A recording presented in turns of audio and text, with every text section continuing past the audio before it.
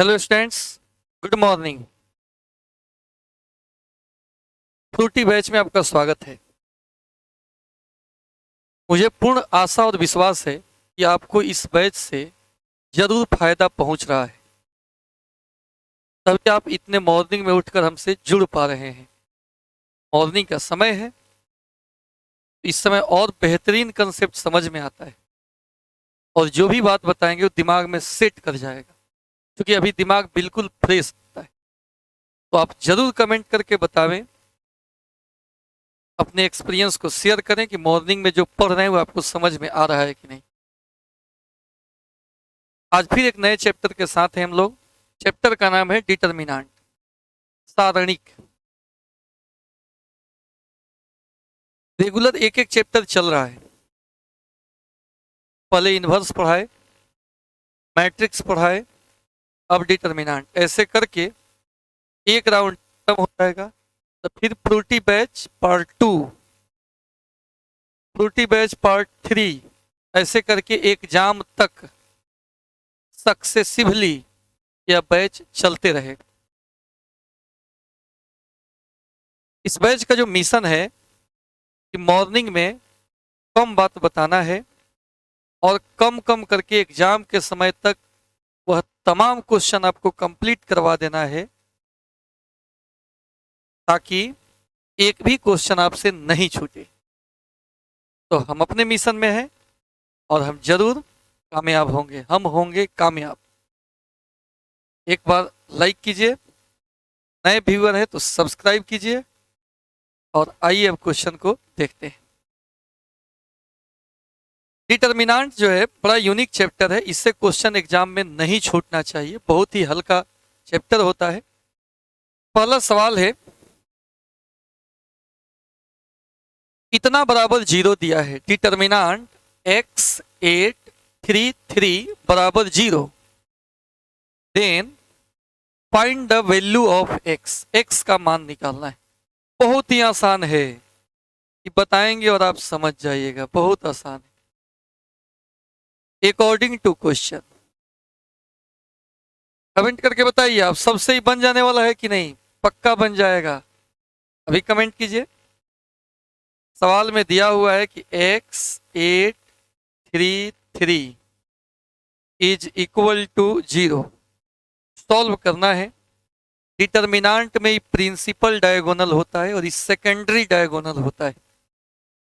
तो जब भी डिटर्मिनेंट हम लोग सॉल्व करेंगे तो पहले प्रिंसिपल डायगोनल के एलिमेंट का प्रोडक्ट लिखाता है, गुना होता है। x गुना 3 माइनस 3 गुना 8 या 8 गुना 3 इज इक्वल टू 0। फिर ये हो जाएगा 3x माइनस 24, 8 तिरका 24 बराबर 0। यहां से विद्यार्थी 3x निकालेंगे तो 24 होगा, x निकालेंगे तो 24/3 होगा, 3 अट्ठे 24, x का मान 8 हो जाएगा। ये बिल्कुल आसान है। अब आपको जानकर आश्चर्य होगा कि ऐसा सवाल लगभग हर साल बोर्ड में पूछा जाता है। अब बोलिए, ये आपसे बनेगा कि नहीं? बोर्ड में अगर पूछ दे तो आपसे बनेगा कि नहीं जी? जरूर, क्योंकि देखिए ऑनलाइन में आप हमसे या हम आपसे कमेंट के थ्रू ही कनेक्टेड हैं। हमको भी आइडिया लगेगा कि आपके समझ में आ रहा है कि नहीं, और आप समझ रहे हैं तो इस बात को जरूर बताना चाहिए कि बिल्कुल बनेगा एग्जाम में। इस बात को आप कमेंट करके बताइए। ये समझ गए, इस टाइप का सवाल रहता है हमेशा सॉल्व कर लेना है, बड़ी आसानी से सॉल्व हो जाता है। अगला क्वेश्चन कुछ इसी टाइप का है, ये भी बड़ी आसान है। कहेगा सर इतना हल्का काहे दे दिया आप? अरे ये सब पूछता है जी, क्वेश्चन बैंक करने हैं ना। देखिएगा क्वेश्चन बैंक में इसका सॉल्यूशन देखा जाए, क्योंकि यहाँ इसको डेल्टा बोलते हैं। इसमें एगो भुजा थोड़ा मोटा रहता है। डेल्टा दिया है, डिटर्मिनेंट को यूजुअली डेल्टा से ही सूचित किया जाता है, प्रायः डेल्टा से सूचित किया जाता है। ये हो गया प्रिंसिपल डायगोनल, पहले इसी में गुना होगा, 10 गुना 6 घटाओ, इसमें इससे गुना होगा, 30 गुना 2, 60 minus 60 is equal to 0। Determinant है, मॉडुलस नहीं है, इसका मान 0 भी आ सकता है, इसका मान निगेटिव भी आ सकता है, जबकि मॉडुलस रहता तो पॉजिटिव होता, लेकिन इसका मान निगेटिव भी आ सकता है और इसका मान पॉजिटिव भी। डिटर्मिनांट का मान निगेटिव, पॉजिटिव या 0 आ सकता है, जबकि अगर ये मॉडुलस रहता तो खाली पॉजिटिव या 0 होता है उसका वैल्यू, लेकिन मॉडुलस नहीं है, डिटर्मिनांट है। सिंपल गुना करके घटा लेना है, आंसर तक पहुंच जाइएगा। अब आइए नेक्स्ट क्वेश्चन देखते हैं, बड़ा यूनिक क्वेश्चन, हमेशा क्वेश्चन पेपर में भी दिख जाता है।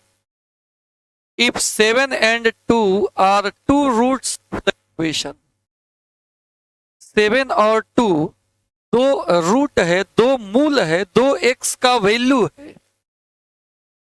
इस इक्वेशन का। इक्वेशन है ना जी, LHS RHS वाला।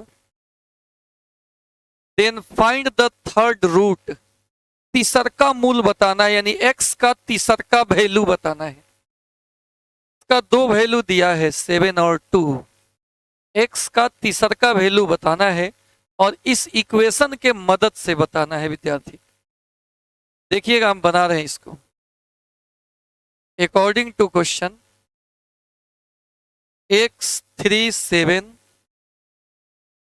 2x2 7 6x is equal to 0। Determinant को सॉल्व करके x का मान निकालना है, 3 गो मान, इसमें से 2 दिया है और तीसरा आपसे पूछ रहा है। देखिए यहां अगर ध्यान से हम देखें, इसको R1 कहते हैं, इस सेकेंड रो है और ये थर्ड रो है। अगर सबको हम जोड़ दें तो x प्लस 2 प्लस 7 यानी 7 to 9, x प्लस 9, ये भी x प्लस 6 3 9, ये भी x प्लस 7 2 9, यानी हम R1 बना लेंगे, R1 R2 R3 को जोड़कर। इस सब को जोड़ दीजिए, x plus 9, x plus 6 3 9, x plus 7 2 9, 2 x 2 7 6 x बराबर 0। अब विद्यार्थी देखिए, अब इसमें हम क्या करेंगे, x प्लस 9 सब में कॉमन है तो निकल जाएगा बाहर, x प्लस 9 इंटू 1 1 1, कॉमन निकाल लिए तो 1 1 1 बचेगा, 2x2 7 6x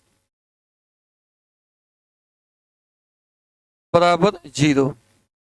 अब देखिए दो संख्या का गुणा, डिटर्मिनेंट भी एक संख्या ही होता है, दो संख्या का गुणा 0 है। आपको मालूम है कि कभी भी दो संख्या का गुणा अगर 0 है तो या तो x 0 होगा या y 0 होगा, तभी गुणनफल 0 होगा। दोनों में से कोई एक 0 पक्का होगा तभी गुणनफल 0 होगा। एक बार इसको 0 करेंगे और एक बार इसको 0 करेंगे। आइए x प्लस 9 को हम 0 कर लेते हैं, तो यहां से x का मान -9 आया, और इसको भी 0 करेंगे तो कुछ मान आएगा। तो दिया है कि इसका 3 गो वैल्यू निकलेगा, जिसमें 2 दिया है, तीसरा निकालना है। इसका मतलब इस डिटर्मिनेंट को सॉल्व करेंगे तब उसमें x का मान 7 2 आएगा, और उससे ये अलग मान निकल गया x का मान -9, यही थर्ड रूट हो जाएगा। 2 का गुणनफल, इसको भी 0 करके सॉल्व करेंगे तो 7 और 2 आएगा। तो वो बात नहीं बताना है, वो वैल्यू नहीं निकालना है जी, वो वैल्यू दिया हुआ है, आपको तीसरा का नया रूट बताना है। तो तीसरा का हो गया x बराबर -9। इसको जीरो करने से जो x का नया वैल्यू मिला ये हमारा थर्ड रूट हो गया, तीसरा का मूल हो गया। रूट का हिंदी मूल होता है, मूल का मतलब x का वैल्यू होता है। अगला क्वेश्चन देखते हैं, बड़ी यूनिक क्वेश्चन है। If omega is non real root of the equation x³ - 1 बराबर 0। देखिए चला,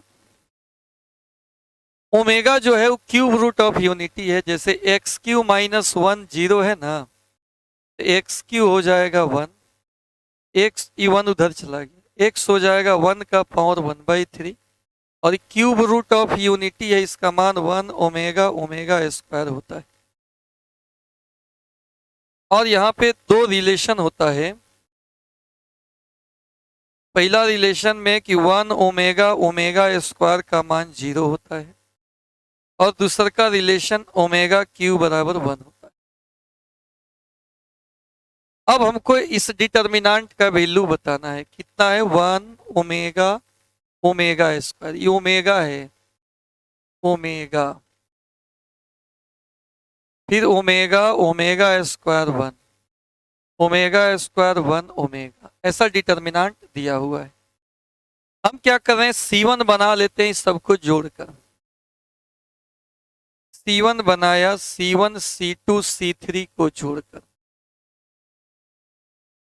आप रो को भी जोड़ सकते हो, कोई दिक्कत नहीं। इसको जोड़ लिए तो 1 + ओमेगा + ओमेगा स्क्वायर, ये भी जोड़ लेंगे तो 1 + ओमेगा + ओमेगा स्क्वायर, ये भी जोड़ लेंगे तो 1 + ओमेगा + ओमेगा स्क्वायर, ये omega omega square 1 omega square 1 और ओमेगा। क्योंकि आप जानते हो कि 1 + ओमेगा + ओमेगा स्क्वायर 0 होता है, तो यहाँ सब जगह 0 हो जाएगा, यानी 0 0 0 omega omega square 1 omega square 1 omega. किसी डिटर्मिनेंट के एक रो या कॉलम का सभी अवयव 0 हो तो पूरे डिटर्मिनेंट का मान 0 होता है। मजा आ गया ना, मजा आया कि नहीं बताओ। बड़ी यूनिक क्वेश्चन था, ई वाला मेन है इसमें, और दो रिलेशन जो होता है इंपॉर्टेंट होता है। क्लास 11th में कॉम्प्लेक्स नंबर में पढ़ना था। सबको हम जोड़ दिए, इस सबका मान 0 0 होता है। डिटर्मिनेंट के एक रो या कॉलम का सभी अवयव 0 हो तो पूरे डिटर्मिनेंट का मान 0 होगा। Next question, find the value of determinant. इस डिटर्मिनेंट का मान निकालना है, बड़ा सिंपल है। 317 502 253। ऐसे तो बड़ा आसान है, किसी को लेकर हम सॉल्व कर सकते हैं, लेकिन आपको बताएं कि 0 वाला को लेकर सॉल्व कीजिएगा, ज्यादा आसानी होगा। यहाँ प्लस यहाँ पे माइनस होता है, फिर प्लस फिर माइनस। डिटर्मिनेंट का चिन्ह ऐसे होता है, plus minus plus minus plus minus plus minus. अब क्या होगा चला, तो इस -5 को ले लिए, इसका रो कॉलम डिलीट होगा। 1 7 5 3 प्लस 0 को नहीं भी लिखेंगे तो भी चलेगा, लेकिन ले लेते हैं, रो कॉलम गायब। 3 7 2 3 -2 को ले लेंगे, रो कॉलम गायब। 3 1 2 5 सॉल्व कर लीजिए। -5 3 एकम 3 -7 5 35, 0 से गुणा करेंगे 0 होगा। 2 × -35 में से 3 गया, -33, -33 में 5 -5 से गुणा करना है, 165 होगा प्लस का। 15 में से 2 गया 13, 13 दूना 26 हो जाएगा। घटा लीजिएगा, 15 में से 6 हो गया 9, ये बच गया 5 में से 2 गया 3, 139 होगा। ये बड़ी आसान है और आशा कर रहे हैं कि सबको समझ में आया होगा। हालांकि किसी को भी हम चुन के बनाए तो आंसर 139 ही आएगा, 139 ही आएगा। बोलिए समझ गए बात को। नेक्स्ट क्वेश्चन देखा जाए। इस क्वेश्चन में क्या है, a प्लस आयोटा b इतना दिया हुआ है, तो आपको वैल्यू बताना है a और b का। सॉल्यूशन देखिए, बड़ा दिमाग लगाना होगा। ये दोनों को अगर हम जोड़ दें तो यहां भी 0 हो जाएगा, यहां भी 0 हो जाएगा। ये R1 है और ई कौन सी है, R2 है। तो विद्यार्थी हम यही ऑपरेशन से ही शुरू कर रहे हैं। R1 बनाया, R1 में R2 को जोड़कर, तो क्या हो जाएगा, ये a प्लस आयोटा b बराबर, ये जोड़ लीजिए तो 4 प्लस 6 आयोटा, इसको इसमें जोड़िए तो 0, इसको इसमें जोड़िए तो 0। ये कितना है, 4, 3 आयोटा माइनस 1, 23 और फिर आयोटा। अब इसमें 0 प्लस माइनस प्लस, 0 वाला चुनने से फायदा होगा कि नहीं भी लिखेंगे तो चलेगा, क्योंकि पिछले सवाल में 0 वाला तो हुंडे 0 हो गया, इससे कोई फर्क पड़ा नहीं है कैलकुलेशन। तो हम क्या करेंगे, यहाँ पे a प्लस आयोटा b, इसी को ले लेंगे 4 प्लस 6 आयोटा को, इसका रो कॉलम डिलीट हो जाएगा। 3 आयोटा माइनस 1 और 3 फिर आयोटा, इसका रो कॉलम डिलीट हो जाता है, जो बचता है वो लिखाता है। ये फिर हो जाएगा a plus iota b, 4 plus 6 iota, 4 plus 6 iota, ये गुना हो जाएगा 3 आयोटा स्क्वायर, घटाओ ये माइनस 3,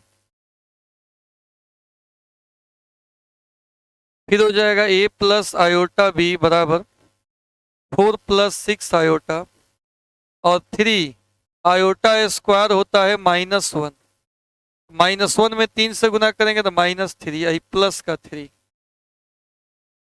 आयोटा स्क्वायर माइनस 1, तो माइनस 1 में 3 से गुना करेंगे तो माइनस 3, माइनस माइनस प्लस 3, ये मिल के कितना हो गया, 0 हो गया। 0 से गुना करेंगे तो क्या होगा, a प्लस आयोटा b बराबर 0, और इसको लिख सकते हैं a प्लस आयोटा b बराबर 0 प्लस 0 आयोटा, इसलिए a का मान 0 हो गया एंड b का मान भी 0 हो गया। बड़ा ही यूनिक क्वेश्चन था ये। पूर्ण विश्वास है कि आपको ये लेक्चर समझ में आया है। कमेंट और लाइक करके जरूर बताइएगा। फिर नेक्स्ट अगले दिन सुबह 5 बजे इसी समय फिर धमाल होगा, और प्रयास कीजिए। अभी तक अगर आप हमारे साथ बने हुए हैं, इसका मतलब हमने आपको कनेक्ट कर पाया, हम जो समझा रहे हैं वो आपके समझ में आ रहा है, कि हम दावा के साथ कह सकते हैं। इसलिए आप इस चैनल को सब्सक्राइब कर लीजिए, बेल आइकन दबा लीजिए और इस लेक्चर को लाइक कर दीजिए, ताकि नोटिफिकेशन आप में जाए। कभी कभी नोटिफिकेशन किसी किसी बच्चा में नहीं जाता है।